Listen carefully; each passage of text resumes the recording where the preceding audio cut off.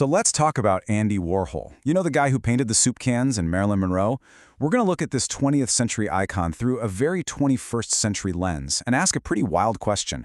Was Andy Warhol the philosophical godfather of all the AI art that is completely taking over our feeds today?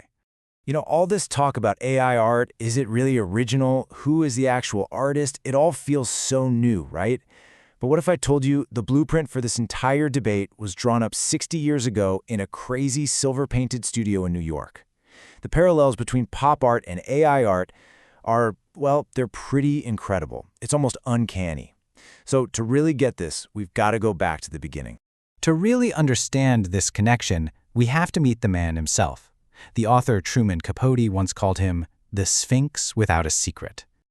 Now, this whole story doesn't start with the cool, mysterious artist we all think we know. No, it starts with a really shy, sickly little boy named Andrew Warhol.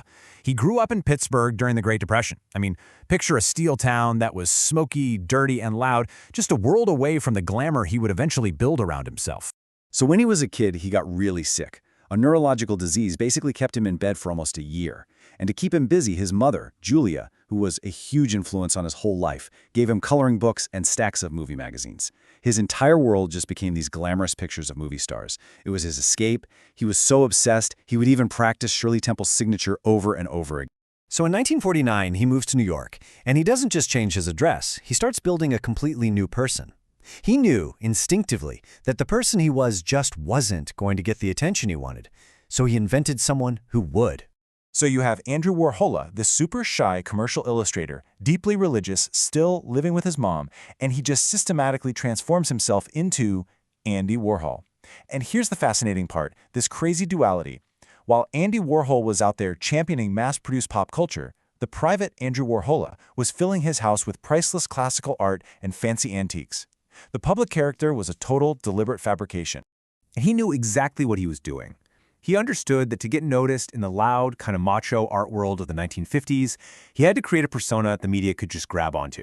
And that meant the sunglasses, the monotone voice, and of course, the iconic, shocking silver wig. And this is the brilliant part. The whole point of the wig wasn't really to hide that he was going bald. He said that if he wore these horrible wigs, people would look at the wig, not at him. It was a shield, a uniform. He wasn't trying to be one of those artists who pours their deep, personal feelings onto a canvas. No. He wanted to be something completely different. So here's the crucial takeaway. His public persona was his first masterpiece. He turned himself into a blank screen that other people could project their own ideas onto. This mechanical, detached character was the perfect setup for the art he was about to make. And honestly, that shield became even more important after 1968, when an assassination attempt left him critically injured and really pretty fearful for the rest of his life. Okay, so in 1963, Warhol opens his new studio. He paints the whole thing silver and calls it The Factory. And this is where his whole method starts to look almost exactly like the process behind AI art. See, he didn't want to be some lonely painter struggling in an attic. He wanted an assembly line for art. He set up a whole production system and hired assistants, like the poet Gerard Malanga, not just to help him out, but to literally be the machinery that made the art he was dreaming up. I mean, look at this process. It's basically a perfect mirror of how we create AI art today. Warhol was the director, the prompter. Step 1, he picks an image that's already out there. Step 2, he gives his instructions, the prompt, about colors and layout. Step 3, his assistants, who are kind of like human processors, would then execute those instructions, using silkscreens to generate the final output.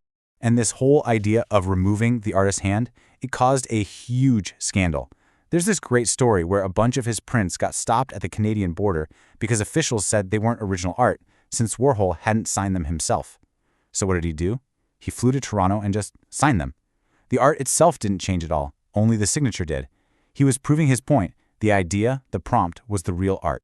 And that led to this massive, provocative question. Warhol was basically challenging the entire definition of what art is. Asking something that we are still trying to figure out today with AI. Where does the art actually happen? Is it in the concept, or is it in the execution? His Brillo box sculptures are the absolute perfect example of this. They looked 100% identical to the cardboard boxes you'd see stacked up in the supermarket. The only thing that was different was the context, putting it in a gallery, and the artist's intention. Warhol basically turned a boring, everyday object into a huge philosophical question. And that is exactly the same argument that is happening right now with AI art. So, okay, his methods totally predicted our technology, but his worldview, that predicted our reality. And that's where things get really interesting. You know his most famous prediction? In the future, everyone will be world famous for 15 minutes. That has literally become the #1 rule of our digital lives. He saw, way before anyone else, that fame itself was becoming a product, a thing you could buy and sell.